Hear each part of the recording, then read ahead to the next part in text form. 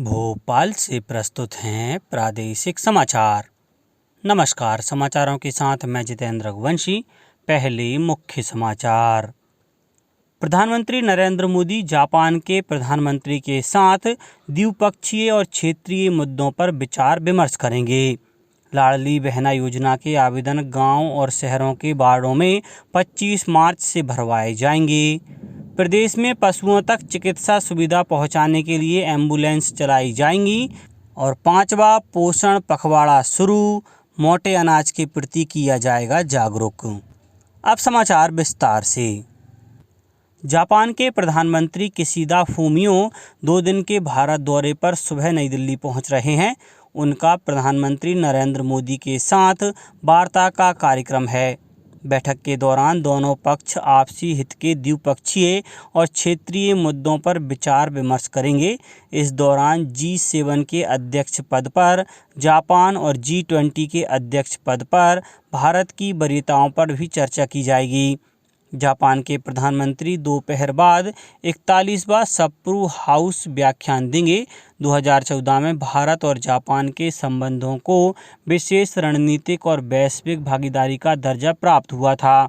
दोनों देशों के बीच रक्षा और सुरक्षा, व्यापार और निवेश, विज्ञान और प्रौद्योगिकी, शिक्षा और स्वास्थ्य देखभाल जैसे विभिन्न क्षेत्रों में व्यापक भागीदारी है।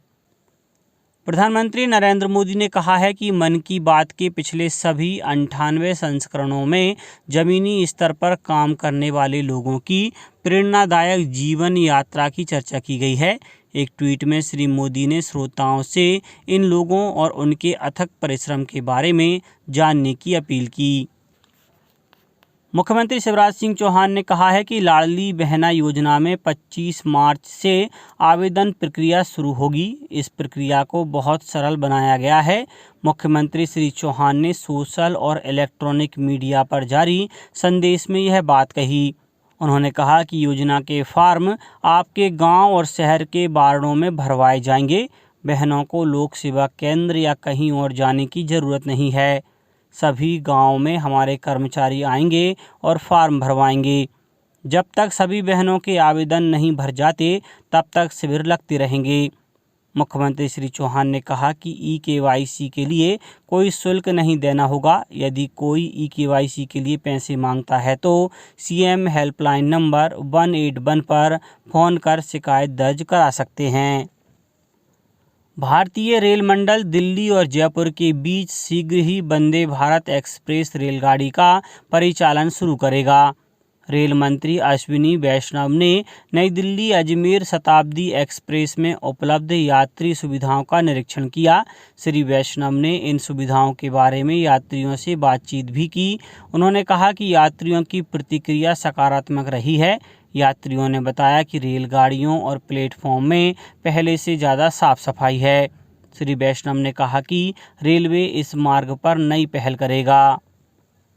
प्रदेश में बीमार पशुओं तक चिकित्सा सुविधा पहुंचाने के लिए पशु एम्बुलेंस चलाई जाएगी। पशुपालन मंत्री प्रेम सिंह पटेल ने बताया कि अप्रैल से यह व्यवस्था शुरू करने के प्रयास किए जा रहे हैं।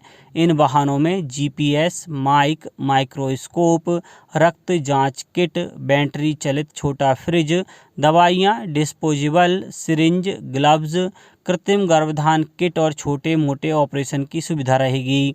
गांव में पहुंचने के बाद यह अस्पताल माइक से ग्रामीणों को अपने पहुंचने की सूचना भी देगा। केंद्र सरकार से प्रदेश के लिए स्वीकृत 406 पशु एम्बुलेंस प्राप्त हो चुकी हैं। प्रति चलित पशु चिकित्सा इकाई में एक पशु चिकित्सक, पैरावेट और वाहन चालक एवं सहायक की व्यवस्था की जा रही है।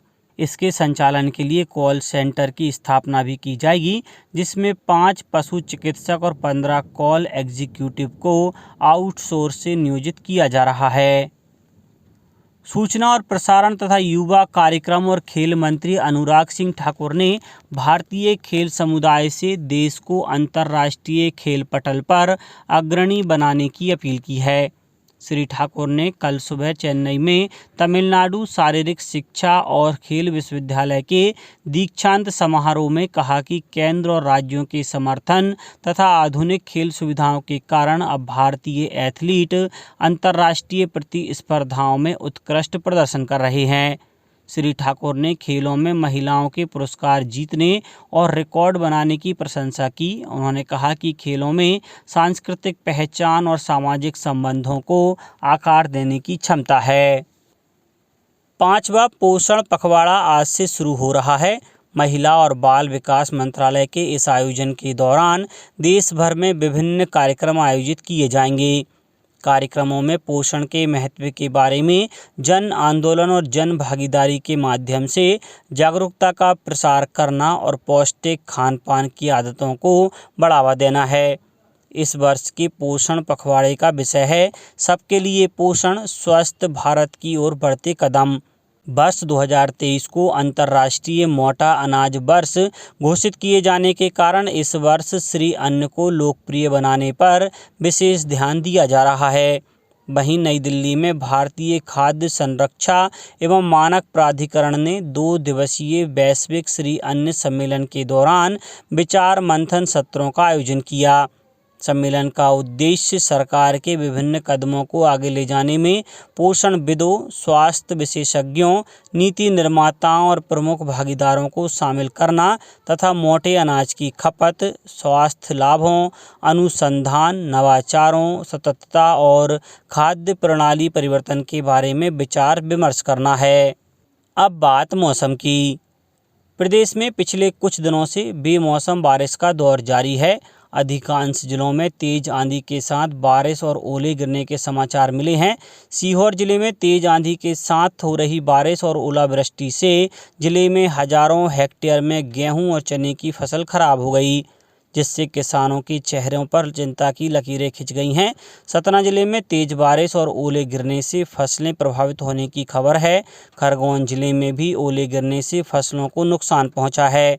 सीधी जिले के दक्षिणी इलाकों में भी तेज बारिश के साथ ओले गिरने से सरसों, चना, गेहूं और मसूर की फसलें खराब हो गईं।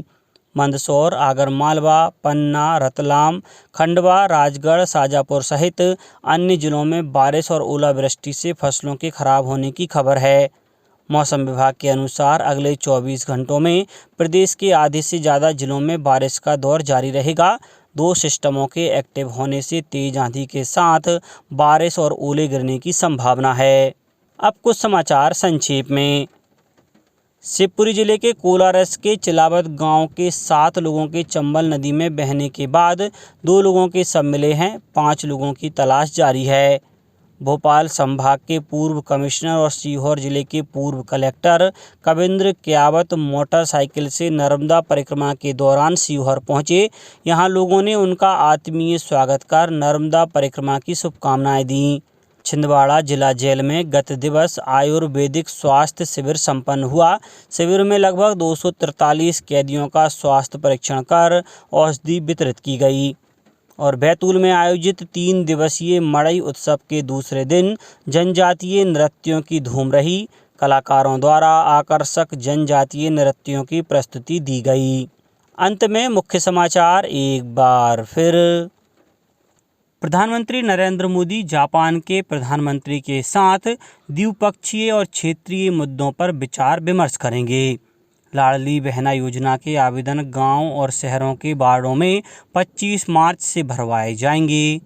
प्रदेश में पशुओं तक चिकित्सा सुविधा पहुंचाने के लिए एम्बुलेंस चलाई जाएंगी।